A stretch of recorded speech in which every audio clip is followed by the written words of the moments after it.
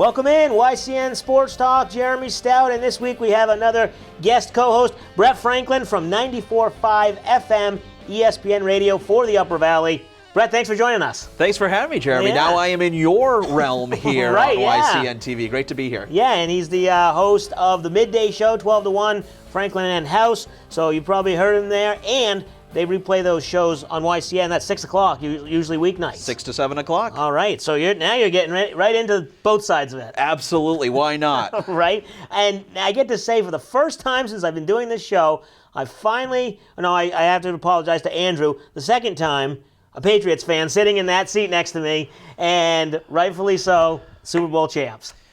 Yeah, I mean, it's we're always inundated with Bills and Giants fans in the Upper Valley, but finally an opportunity to talk some Patriots with a fellow Pats fan. Okay, so let's just quickly recap. Obviously, we've been talking about it for 2-3 days. You saw the parade yesterday. I was out. You were having your broadcast, and just an amazing Super Bowl. Probably one of the best ever. Got to be one of the best from the Patriots standpoint, maybe minus their first win against the Rams.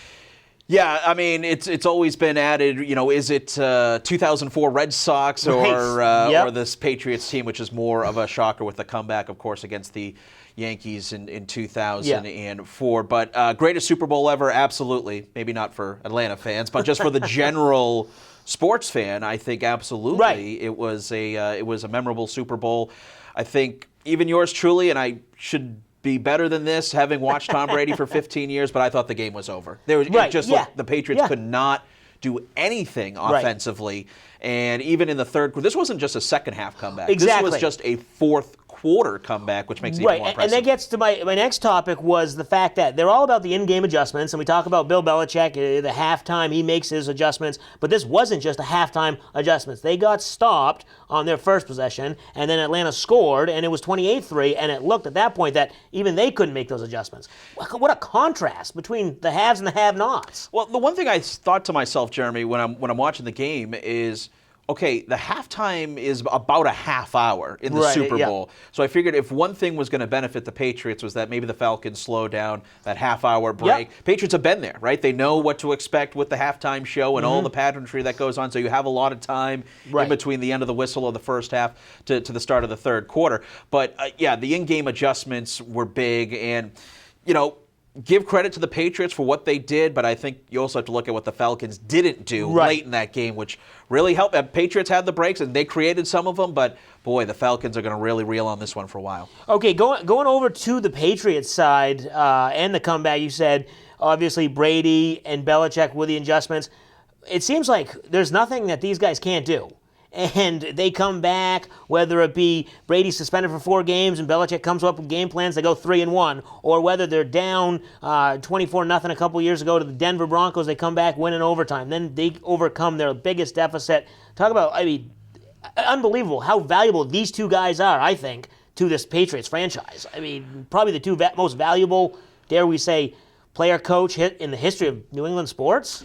I think it was Jonathan Kraft who said it before the Super Bowl, Jeremy, that he thinks the trade, because remember, it was a trade to the New York Jets to get Bill Belichick, that is the greatest trade in sports history. And it changed the franchise, because as a Patriots fan, what was life like before 2001, before Bill Belichick? I think the greatest team we had to look forward to was the 96 Patriots when they went against that high-powered Packers team. But, these two guys, they're a little bit of luck has to do with it as well. And I just think that, catching lightning in a bottle, Drew Bledsoe going down, there had to be a lot of little things to lead us to this. But I think the bigger question is, Jeremy, does this game finally erase the nightmare of 2008 against the Giants and 2012 against the Giants? Because if you look at that game, the Julio Jones catch, it was like, oh, man, here we go again, right? Another, the Javon Curse catch, Tyree Manningham. So finally something went the Patriots' way. Right, exactly. And that's why I'm not going to apologize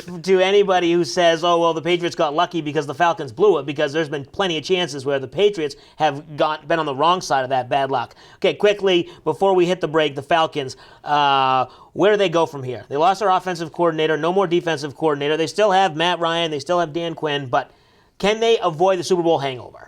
The loser hangover. Well, we saw what happened with the Panthers last year. They got smoked in the Super Bowl, and then they just never recovered.